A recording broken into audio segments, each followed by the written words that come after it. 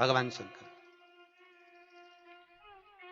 तो जल चढ़ाने का नियम है, शंकर भगवान को जब जल चढ़ाया जाता है ना, तुम पूरी जिंदगी ले जाके शंकर जी के ऊपर खूब पानी ढोलो, शंकर कभी प्रसन्न नहीं होगा। जल चढ़ाने का स्थान है, पहले पानी का लोटा अगर लेकर जा रहे हो घर से, तो जहां पर राइट भाग है, जहां से पानी गिरता है उस भाग पर जल चढ़ाइए, फिर लेफ्ट भाग पर जल चढ़ाइए, फिर जहां पर शंकर भगवान का शिवलिंग रखा है उस जलाधारी पर जल चढ़ाइए, इसके बाद भगवान शंकर के ऊपर जल चढ़ाइए। शंकर उस जल को स्वीकार कर लेता है, आपके मनवांछित फल की प्राप्ति आपको हो जाती है महाराज। आप पूरी जिंदगी ले जाके पानी शिव जी पे ढोलते रहो, शंकर को चढ़ाते रहो, उसमें शिव का प्रागट्य नहीं है महाराज, उसमें शिव का प्रागट्य नहीं। जैसे बेलपत्री, शिव जी को जो बेलपत्र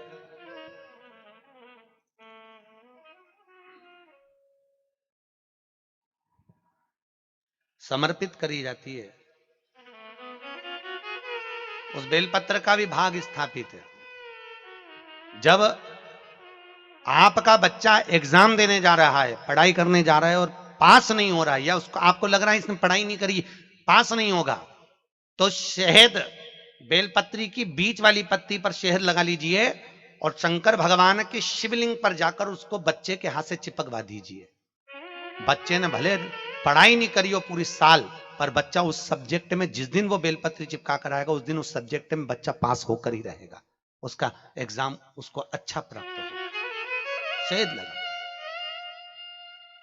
आप यदि कोई कार्य के लिए जा रहे हो, लड़का लड़की का संबंध करने के लिए जा रहे हो, संबंध नहीं हो रहा, तो पहली बार आपको लड़का अच्छा लग रहा है कि इस लड़के से संबंध होना चाहिए, या ये लड़की अच्छी लग रही है इससे संबंध होना चाहिए, तो बेलपत्री चढ़ाने से पहले एक काली मिर्ची शंकर भगवान के शिवलिंग पे समर्पित करके, फिर ये बेलपत्री की जो डंडी है जहां आप बैठे हो उससे ठीक विपरीत की डंडी होना चाहिए और शंकर को समर्पित कर दीजिए, संबंध पक्का हो जाएगा। जिससे चाहो आप उससे संबंध कर सकते। बेलपत्र का शिव को समर्पित। 5 जगह पर बेलपत्र चढ़ाना जरूरी होता है सावन के महीने में। कहां पर? 5। पहली बेलपत्र भगवान नंदीश्वर के ऊपर, नंदी के ऊपर। दूसरी बेलपत्र भगवान जहां गणेश जी महाराज विराजमान है उस जगह पर। तीसरी बेलपत्र जहां पर भगवान शंकर का शिवलिंग रखा हुआ है उस जलाधारी पर। चौथी बेलपत्र जहां से पानी गिर रहा है बूंद बूंद उस पात्र पर। और 5वीं बेलपत्र शंकर भगवान के शिवलिंग के ऊपर चढ़ाना जरूरी है। डंडी कहां होना चाहिए? आप बैठे हो आपके ठीक विपरीत की ओर शिवलिंग में चढ़ाते समय डंडी का भाग होना चाहिए महाराज, ठीक विपरीत। कई लोग डंडी का भाग गणेश जी की साइड कर देते, जहां से पानी बहता है उस ओर डंडी रख देते, पर डंडी का भाग पीछे महाराज। डंडी का भाग पीछे की ओर, समर्पण शिव का। बेलपत्र शंकर को अति प्रिय, शिव को।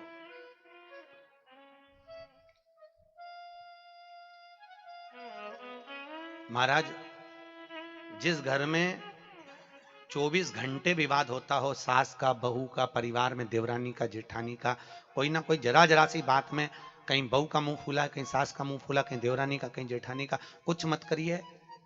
सोमवार की अष्टमी पड़ने वाले दिन शंकर के मंदिर में जाइए, एक बेलपत्र लीजिए, बेलपत्र की ये डंडी श्री शिवाय नमस्तुभ्यम, जैसे भागवत का मूल मंत्र होता है ओम नमो भगवते वासुदेवाय, उसी तरह शिव महापुराण का मूल मंत्र है श्री, बोलिए श्री शिवाय नमस्तुभ्यम। फिर से बोलो श्री शिवाय नमस्तुभ्यम। ये शंकर जी की शिव पुराण का मूल मंत्र है।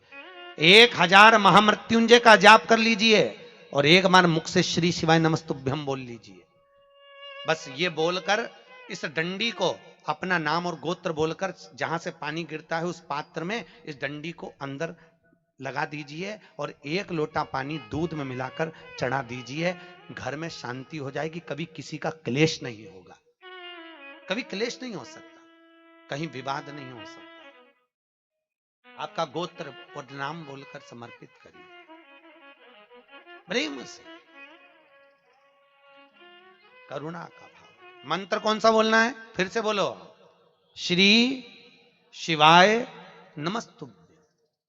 भगवान शिव का मूल मंत्र बोलकर, ये उसी में का है।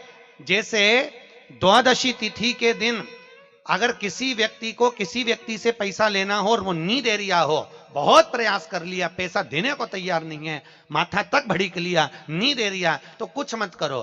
द्वादशी तिथि के दिन बेलपत्री के पत्ते पर कपूर रखो और कपूर के साथ थोड़ी सी शक्कर रखो, और बेलपत्री के पेड़ के नीचे एक पत्ती, बीच वाली पत्ती पर शक्कर और कपूर रखो, और दो पत्तियों पर छोटा छोटा शंकर का मिट्टी का शिवलिंग बना लो, और उसकी पूजन कर कर उस बेलपत्री को उठाकर बहते हुए पानी में जिस व्यक्ति से पैसा लेना उसका नाम लेकर विसर्जन कर दो।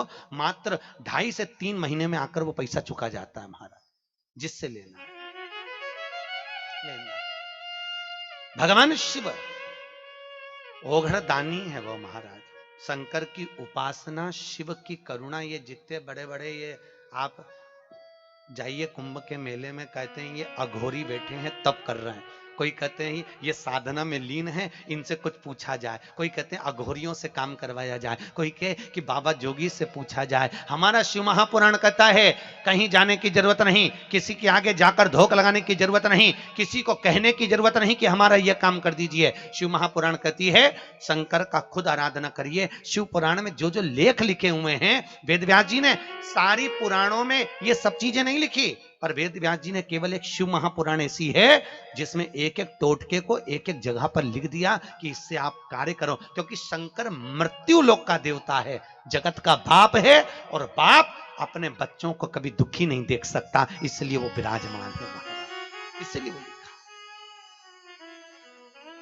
दुनिया के लोग आज के समय में सबसे ज्यादा बीमारी हो रही है कैंसर की बीमारी, जिसे देखो कैंसर की बीमारी, लोग डॉक्टर पे विश्वास करते हैं। शिव महापुराण में लिखा है शंकर और सती का विवाह हुआ था त्रिजुगी नारायण में। कहां पर हुआ है? त्रिजुगी नारायण। केदारनाथ जी से गौरीकुंड आइए, गौरीकुंड से 12 किलोमीटर लिफ्ट में जाइए, किसी से भी पूछोगे, हमको गाड़ी वाले से बोलोगे त्रिजुगी नारायण जाना है, त्रिजुगी नारायण ले जाएगा, जहां पर शंकर और सती का विवाह हुआ था। शिव और सती के विवाह की अग्नि आज तक वहां जल रही है। अब सती और शिव का विवाह कब हुआ था? सतयुग में, जबकि शिव और सती के विवाह की अग्नि आज तक जल रही है वहां पर, आज तक। सती माता ने शंकर भगवान के साथ में 7 भांवर ली थी। 7 भांवर लेते समय सती मैया 7 जगह पर रुकी थी, इसलिए उनके रुकने से उनके पांव से 7 कुंड का निर्माण हो गया। और किसी व्यक्ति को अगर कैंसर जैसा रोग भी है, डॉक्टर अपना काम करे, कोई त्रिजुगी नारायण में जाइए और वहां से 7 कुंड का पानी लाकर उस बीमार व्यक्ति को धीरे धीरे कर कर मात्र 15 दिन तक एक एक चम्मच पानी 7 कुंड का पिला दीजिए, वो उठकर बैठ जाएगा, कितनी भी बड़ी बीमारी में पड़ा हो। त्रिजुगी नारायण का इतना प्रताप, इतनी प्रबल, बड़े से बड़े। अकाल मृत्यु वो मरे जो काम करे, चंडाल का काल उसका क्या बिगाड़े, जो भक्त हो महा काल का। शिव की उपासना करने वाला, शंकर की शरण में रहने वाला, शंकर के चरणारविंद का स्मरण करने वाला, शिव के चरणारविंद का अनुमोदन करने वाला कभी दुखी नहीं देख सकता, क्योंकि भगवान भोलेनाथ अपने बच्चों को कभी दुखी नहीं देख सकते। सर्वे भवन्तु सुखी, सब सुखी, सबके सुख के मूल हो महाराज, सब सुखी। अब भगवान नारायण तो यहां पर आ गए, आकर विराजमान हो गए, पर भगवान ब्रह्मा नहीं आए हैं भैया, चरण नहीं मिले भगवान विष्णु को आकर